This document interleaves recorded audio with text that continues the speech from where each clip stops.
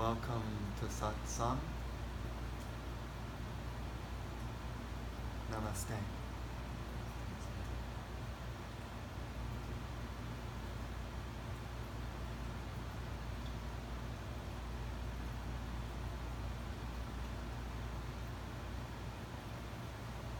And when I do the Namaste, it strikes me in my mind, everything is God. There's nothing but God. In fact, most religions believe that. There's this philosophy in pretty much every religion that God is infinite and boundless, omnipotent, omniscient, omnipresent. And that means that there's nothing but God. And yet, why are there wars then? It doesn't make any sense. Why is there greed? Why is there anger? Why is there depression? What are we so worried about? If everything is divine and perfect. The word Purna, you chant Om Namo Purnaya, pretty much says everything is perfect, everything is perfect, everything is perfect. You keep chanting that over and over and over again, and it changes your consciousness. You start to feel that. You start to experience that directly, that there's nothing out of place.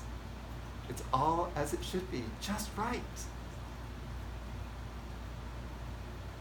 Even the seeming tragedies or mistakes are designed simply for the greater good, for your life's greater good. Another philosophy to present, the universe is always working in your benefit. Always beneficial, beneficent. Anything that happens in life is meant for your greatest good, to learn. And if you think about that, really get that, you will never be bothered by anything that happens in your life again. You will simply say, thank you, thank you. Gratitude for everything that happens. You lose all your money, thank you. You lose all your friends, thank you. You lose your family, thank you. I don't know the greater reason for this, but I know that it's for the greater good. The universe is only trying to help me. And then you just kind of wait. And like, why does the mind always have to ask why?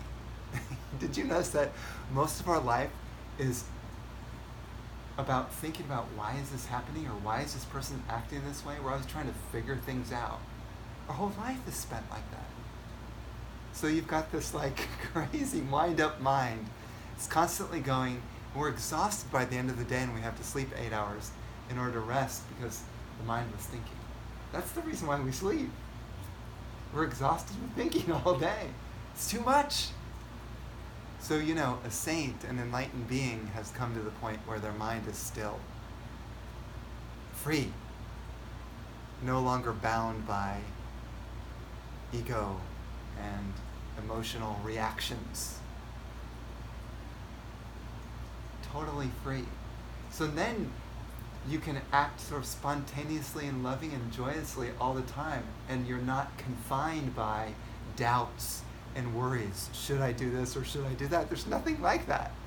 There's just free flowing one's entire life, and everything is joyous and blissful. Wouldn't that be a great life?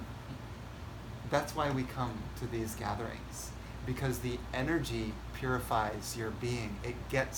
It kind of sweeps out those negative thoughts and emotions so that we can experience that state of being more profoundly. And bit by bit, it gets cleared until at some point we're always in the flow and nothing ever bothers us again. No one can push your buttons because you have no more buttons. You've worked them out. Another way to describe an enlightened being, this is why we lit a candle for Swami Purna. This is now Vince's picture. Swami Purna kind of will be overlooking or watching over this space, this home, and blessing those who come in. We honor the saint with a candle, and by just simply lighting a candle, making a frame, putting the picture in the frame, automatically that calls the saint to you. It's kind of like, when you call Ascended Masters, you got the Ascended Masters deck. You look at it, you read the saint, and that saint starts to come to you simply because you're thinking about them. You're connecting with them. They come to you. Any being who you think about will come to you, whether they're dead or alive, doesn't matter. They will come to you. Their energy will come to you. So if you're going to think about something, why not think about the most positive, highest beings? If you're thinking about someone who's negative all the time, you're going to start to attune to their negativity. If you think about a high being, what do you think you're going to become? A high being. What you meditate on is what you become. Very, very simple. You meditate on dog all the time, you become dog. Cat, you become cat. You meditate upon wealth, money, you become money. You'll get your money. But, the question is will you be happy when you get your money? You'll probably be in the same state as you were before. But now you've got some money. So, question is where do you want to direct your attention? What do you actually want in life? Do you want lots of money, lots of friends, and people to approve of you? Or do you want blissful internal happiness forevermore? What do you want? And so the spiritual person or the spiritual seeker, it dawns on that person that, actually, I'm looking for eternal happiness. I don't need to try to change my outer world or control people to try to get happiness. I need to work on myself and sweep out all my negativity, like I've often said, to sort of clear out every bad bone in my body till I'm not even capable of depression, irritation, anger. I'm just free. That's an enlightened being. Now you can act angry in order to make sure that someone is not enabled to do something bad. Of course, you can do that. But inside, you just see it all as a play. Like this is all God's play with the little puppets. And the little puppets think that they're separate from God, but really they're not. They just think. Their mind thinks I'm separate. But that's an ego. It's like the most powerful thing that God has done is to delude ourselves in thinking that we're not that. We put on a costume and forget that everything is divine. Walking around and thinking we're inside a body, and we're inside a mind, and we're inside emotions. That's a preconceived notion that everyone believes, but that is not the truth. So one of the ways to bring your mind or bring your being into higher states of consciousness where you start to feel that everything is just the one. You may not like God, you may not like divine, you may not like those words. So you might as well just say, well, everything is just pure consciousness. And all of this is sort of a play on top of pure consciousness. But the underlying...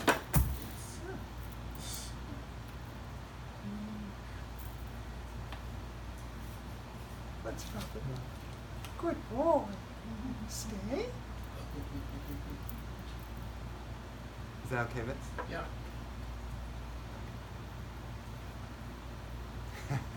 He's like really moving.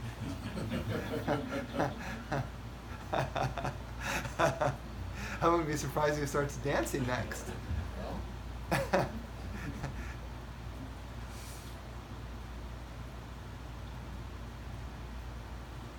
So one of the ways to kind of attune to that sort of higher consciousness is through clearing of the chakras. And so that was the purpose of gathering tonight. Now the chakras are energy centers. You could call them aspects of your own mind, parts of your own mind. And we have many, many, many, many, many chakras, but we're going to focus on the 7 major ones. And each one is kind of like representing a kind of consciousness. As an example, if you believe yourself to be a body and you're focused on physical things in the world, then you're focused on the root chakra, which is the very bottom of the spine. That's sort of like the gross chakra. You just believe in solid things. That's because that's all you're aware of. And the majority of Earth, 99.99% of people, are in that state. Well, maybe they haven't actually worked on their chakras yet, so maybe they haven't actually shifted their consciousness. But as you raise your awareness up the stairs, I'll call them like a staircase, like there's 7 chakras, and there's a stair, a stair, a stair, a stair, a stair, stair, and a stair, 7 stairs. And you're walking up the stairs of consciousness known as chakras of your own mind. And your attention is, you could say, and I won't go into too esoteric detail, but is your kundalini. Kundalini is, we'll call it the divine spark inside you that is usually asleep in the root chakra, and therefore making you believe in that state of consciousness as I am body and I am physical. But we know that that's not true, that we're not technically physical, because if you cut open this body and you searched for vents somewhere inside the body, are you going to find a little, like a little mini-me vents or something? Like, where is the vents? Is he in the big toe? Is he in the brain? Is he in the heart? Where is Vince? Like, I guarantee you a doctor could open up the body and search everywhere and still not find Vince. Because the body is made of 5 elements.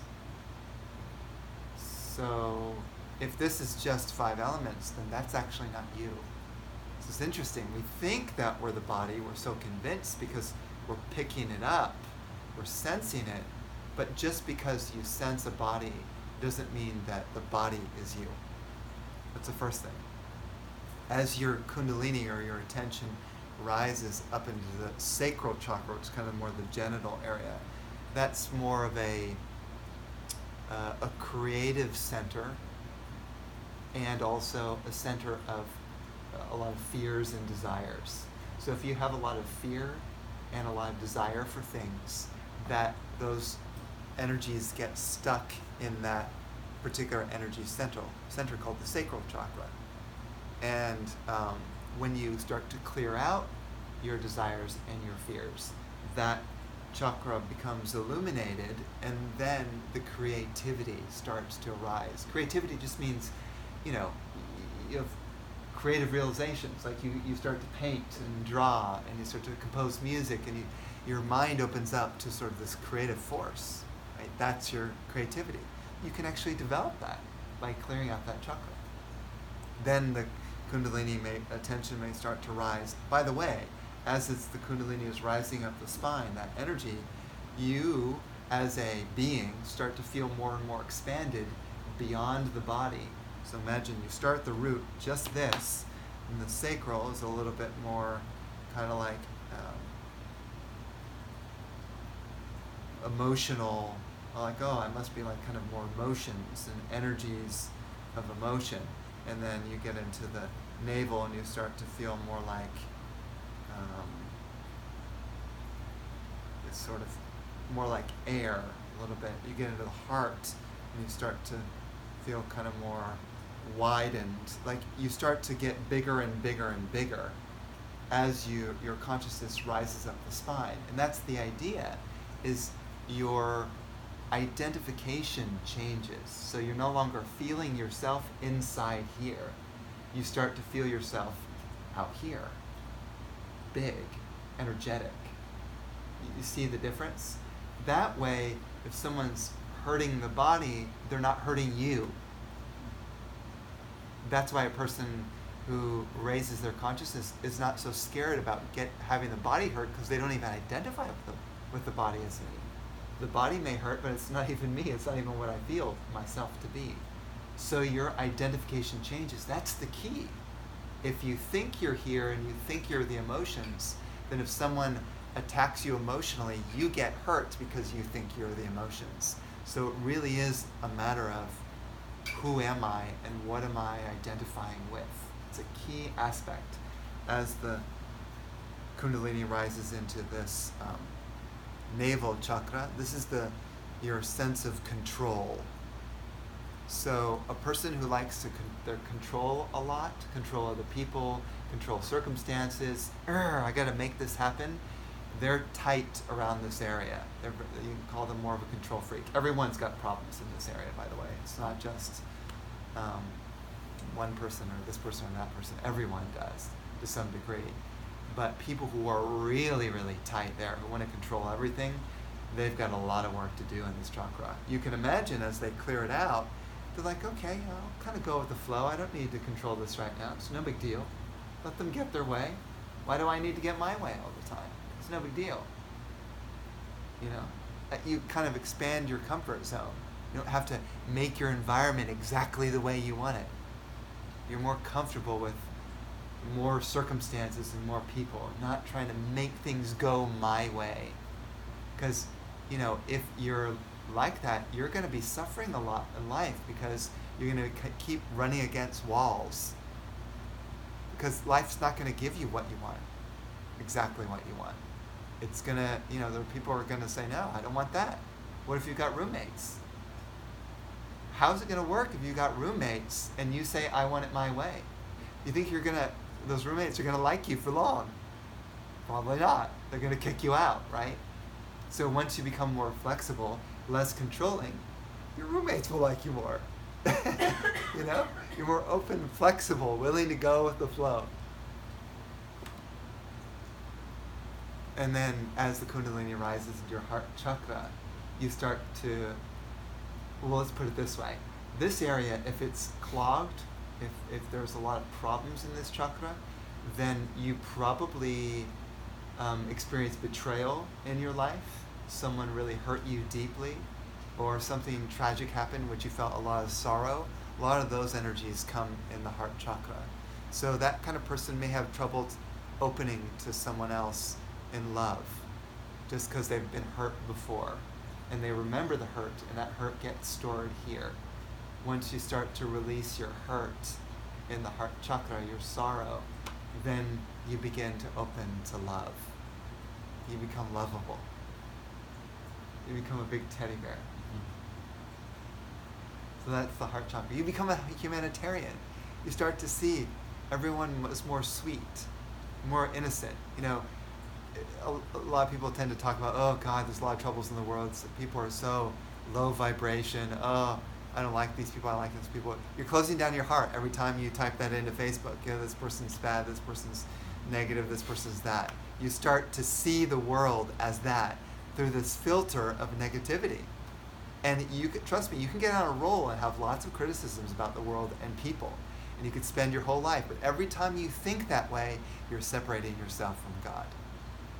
You're separating yourself from the whole. You think it's all different, when actually there is only the one.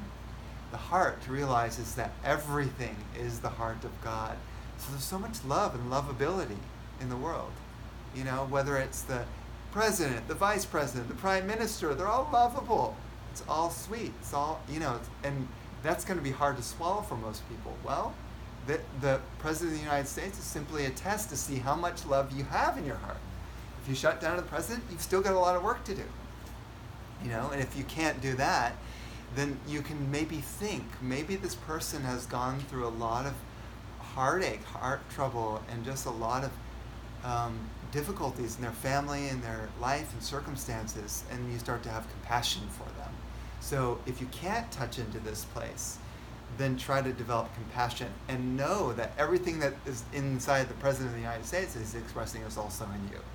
You also express the same qualities. Maybe not yet, but you will at some point.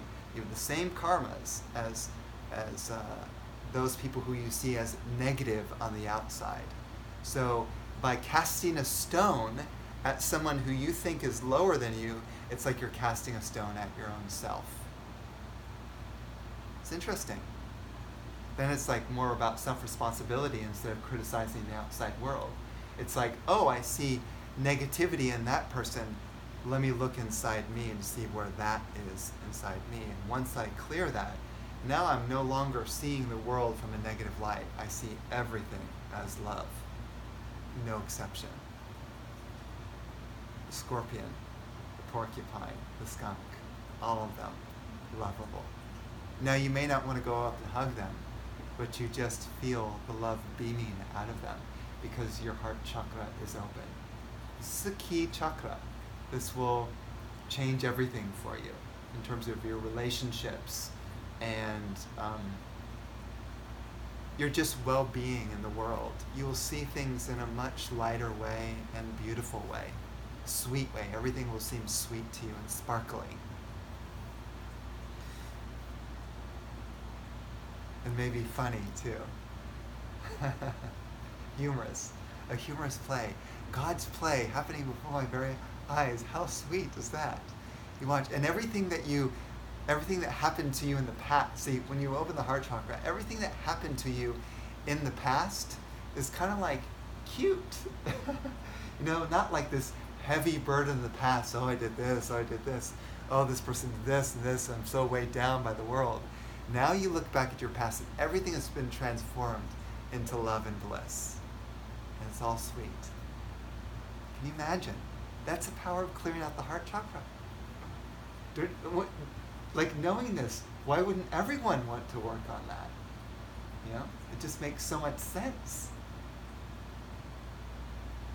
And then, the Kundalini goes into the throat chakra, and that's your ability to speak truth and speak from your heart. Person who stutters a lot and is not sure what to say, their throat chakra is clogged. They can't speak their truth. They don't know what to say. They're shut down, shy. I don't want to say anything. It's said that when the throat chakra opens and clears, what comes out of your mouth is like flowers. Just like a fountain of flowers that come through your mouth. And every word is like nectar.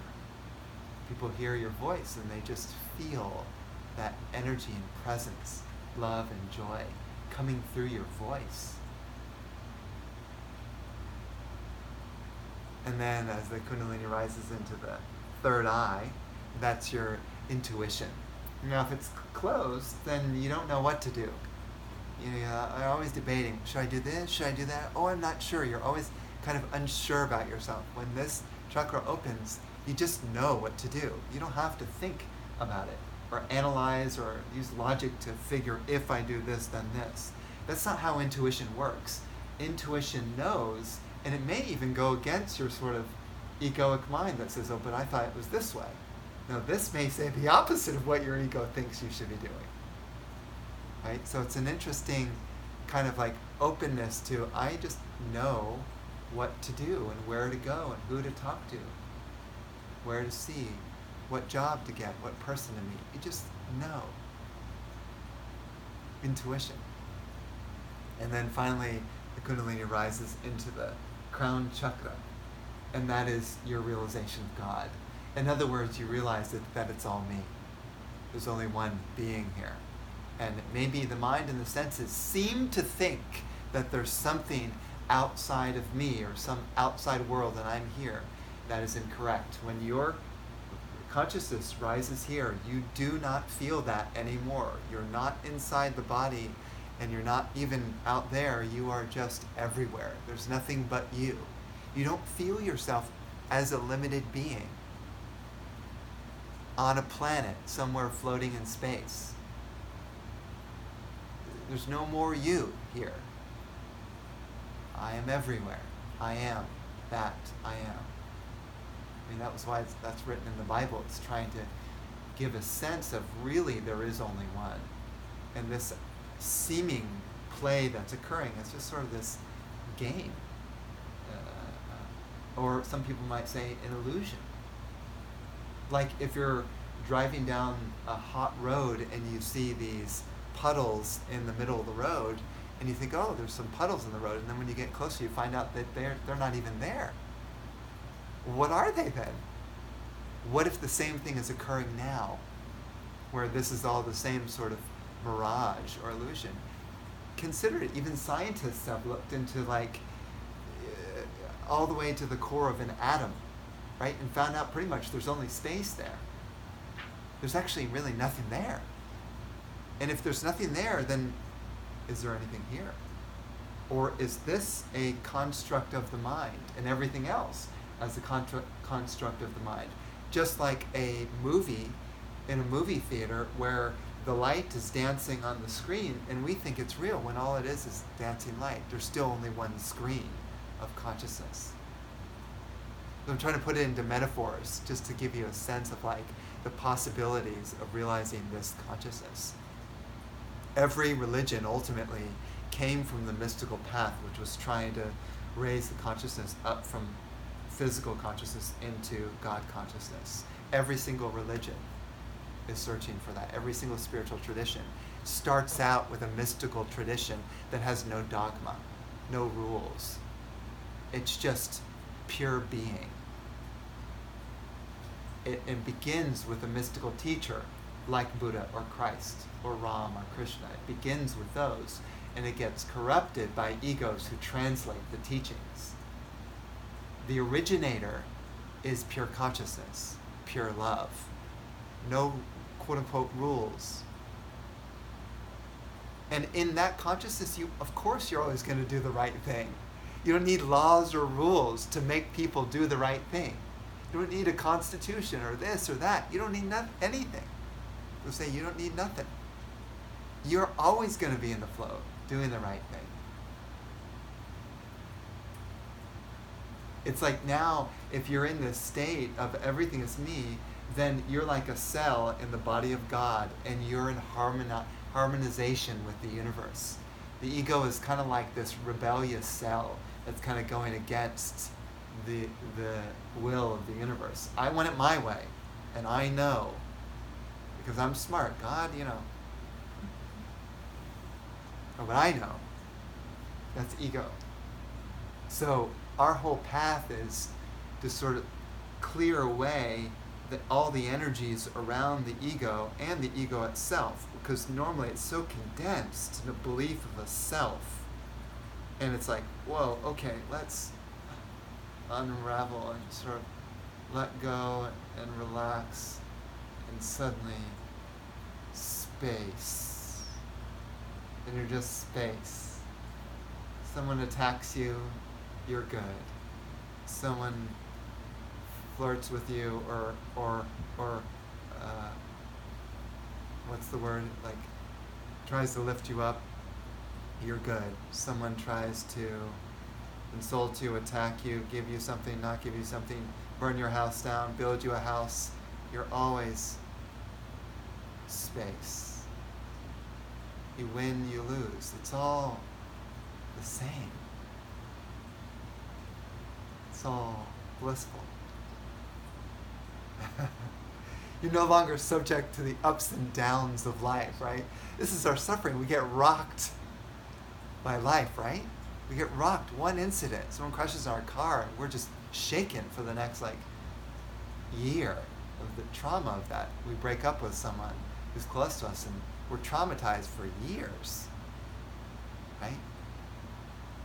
Whereas an enlightened being is flowing through it all and just not gripping on to any fears, any hurt, any anxiety. It's just, again, just spaciousness.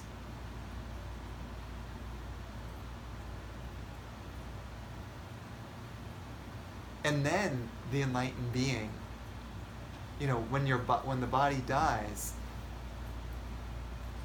you don't get trapped in this sort of cycle of birth and death and birth and death. See, a human believes in death. Enlightened being, there's no such thing as death, because the body dies, but I don't die. I am eternal, and I know myself to be infinite. So what is there to die, and what is there to get born? Everything is me. You see, so you don't get trapped in that cycle of suffering, birth, death. You know how many lifetimes you've had? Hundreds of thousands of lifetimes of suffering the same thing over and over again. Same anxieties, same worries, same issues, repeating ad nauseum, endlessly. So at some point you get fed up and say, what am I doing? How many times do I have to go through the same lessons to finally learn? Now is the time to realize my own soul, which is pure, untouched by the quote-unquote outside world, or Maya, or the illusion.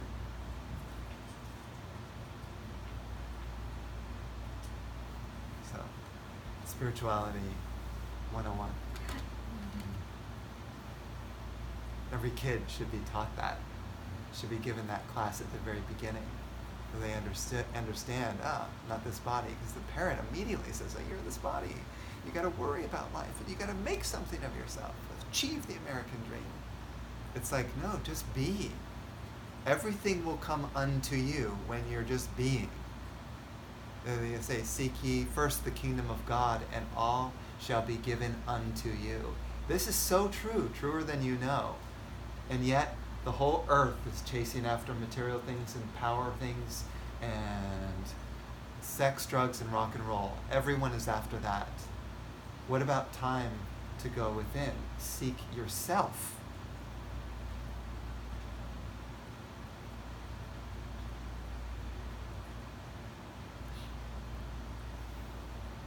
So, there was a beautiful queen in India named Mandansa. And Mandansa was also enlightened, a great enlightened being. And the king of that land fell in love with Mandansa.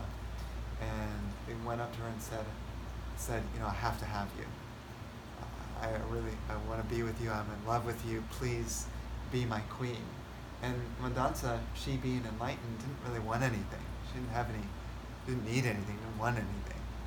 So, and after he begged her, finally he said, okay, I'll marry you, but on one condition.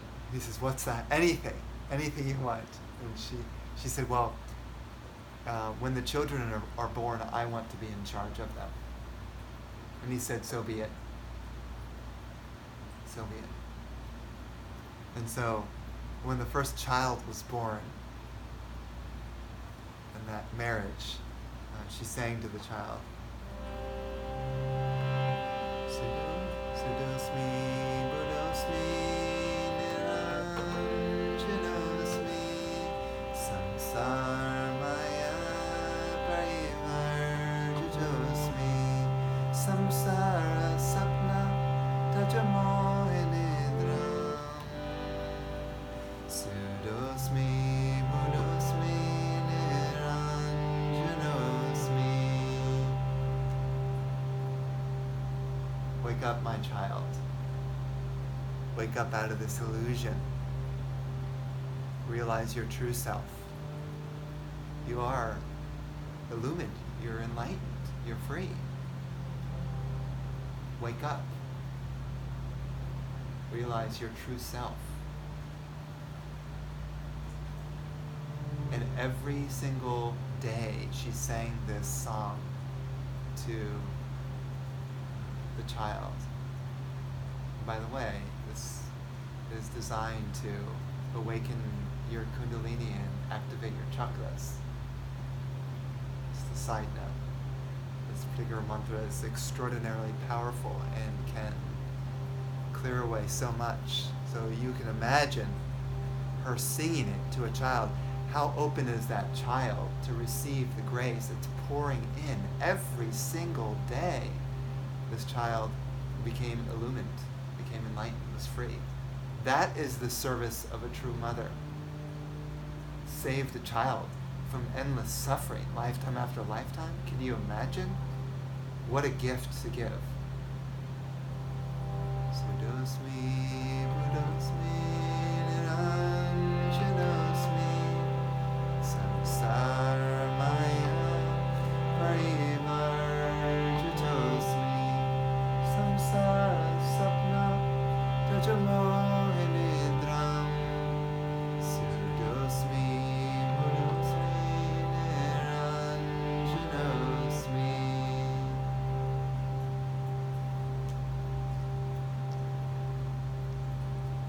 And she ended up having about 5 children, and all 5 of them became free from the cycle of birth and death. All of them became free of suffering. She saved them. She saved them. She saved their soul. You talk about this idea of being reborn. Reborn means that the ego dies and the divinity arises within you and takes over. And that is what's running the show. That is what's called being reborn.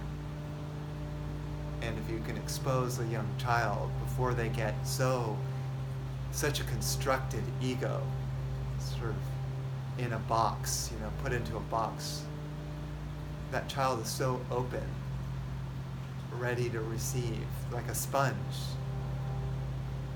Instead of feeding the child video games and TV and this and that, you give this child, we'll call it nectar, drinking from a fountain of nectar.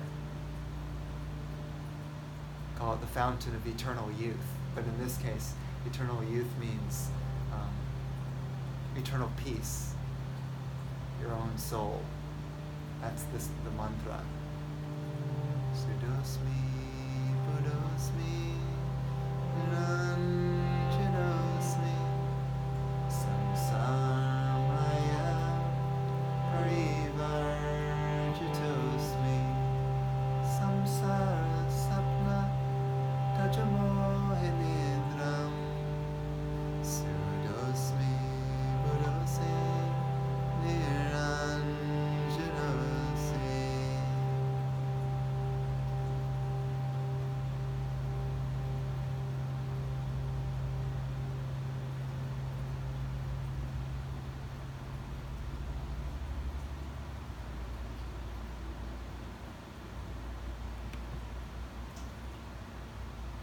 So let's begin the chakra meditation by first, ideally, sitting up straight so that the energy can flow up the spine. We'll take in 11 deep breaths in and out through the nose slowly, beginning now.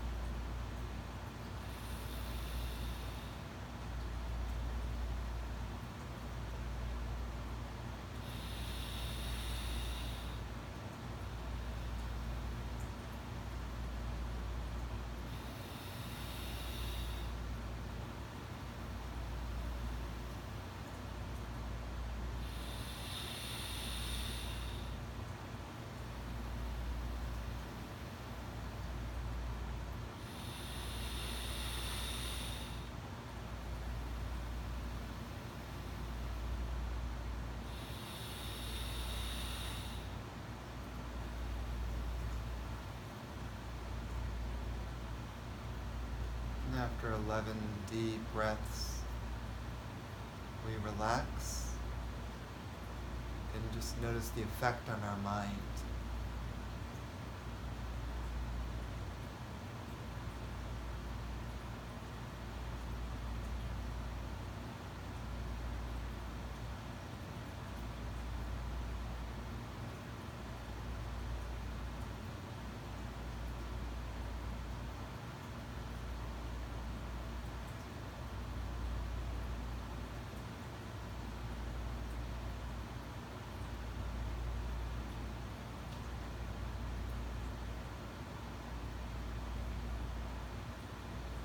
So we begin by illuminating the root chakra, the Muladhara,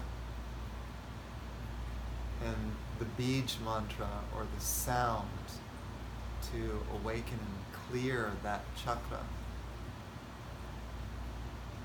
is Sring, S-R-I-N-G. So if you want to know where it is, you can just sort of squeeze the anal sphincter muscle, and that's pretty much where the root chakra is. We'll be focusing on that area. We chant together the mantra Sring for a minute or two. Sring, Sring, Sring, Sring,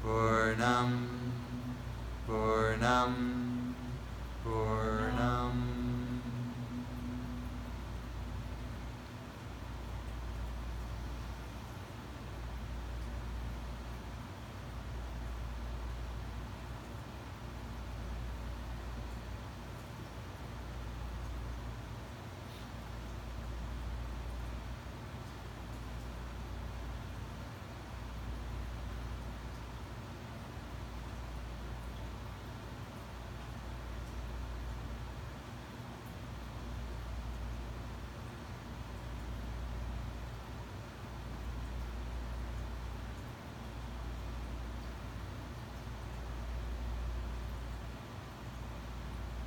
Just feel the top of the head opening and that light of consciousness exiting through the crown chakra and into the air, and that light spreading infinitely across the universe.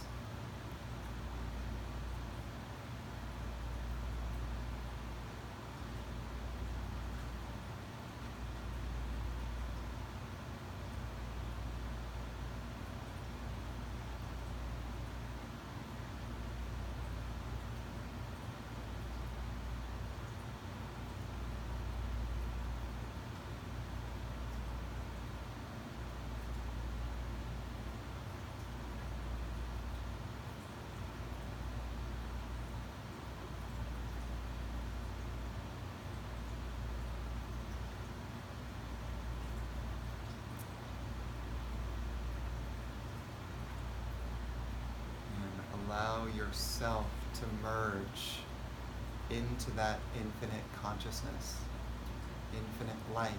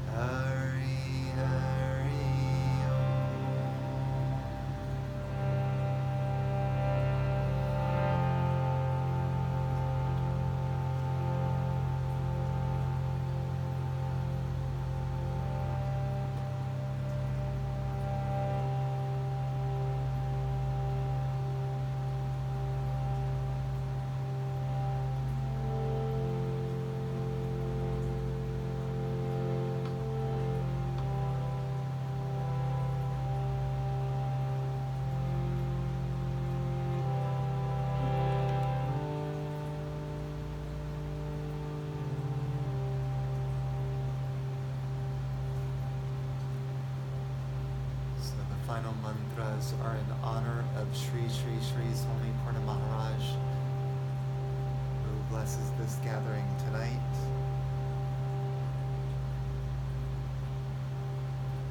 So just let the mantras wash over you.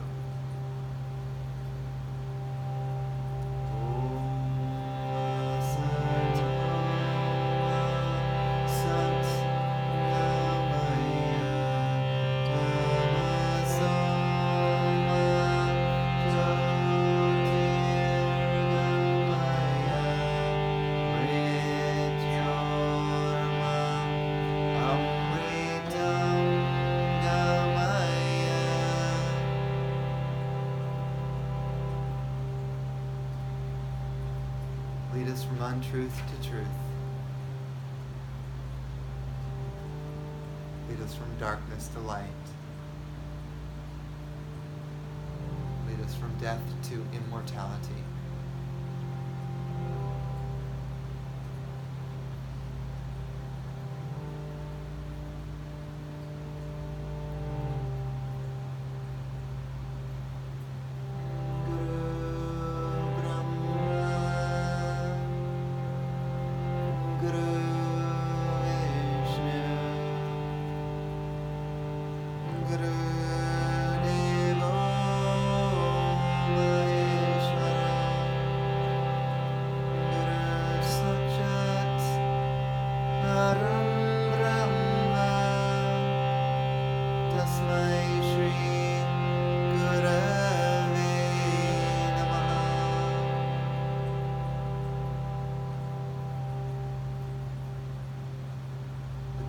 Brahma, the creator.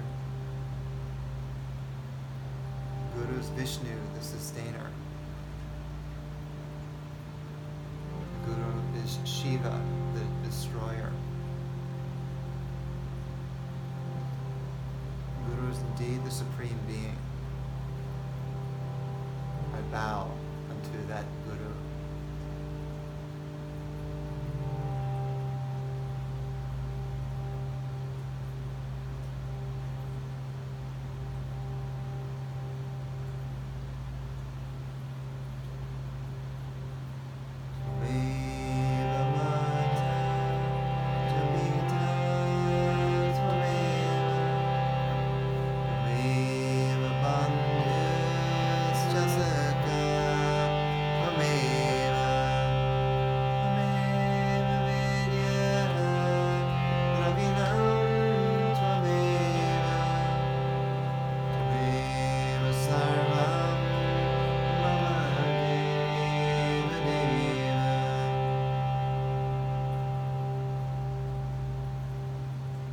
You are my mother, yes you are.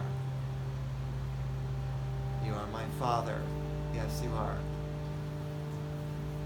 You're my friend. You're my wealth. You're everything to me. You're my God of gods.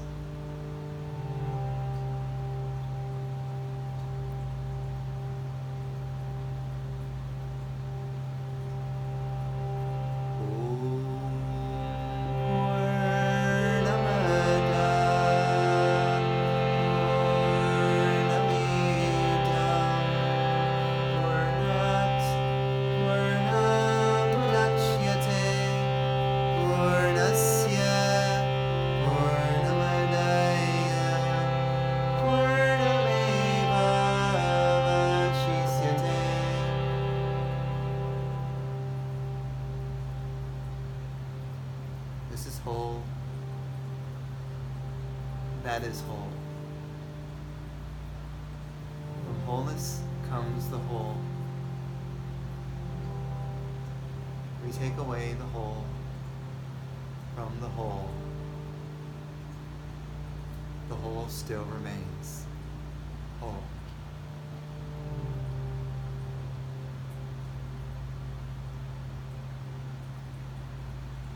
Place our hands in prayer position in front of our heart. Chant together the mantra Om Shanti Shanti Shanti, sending a wave of peace to all beings in this world.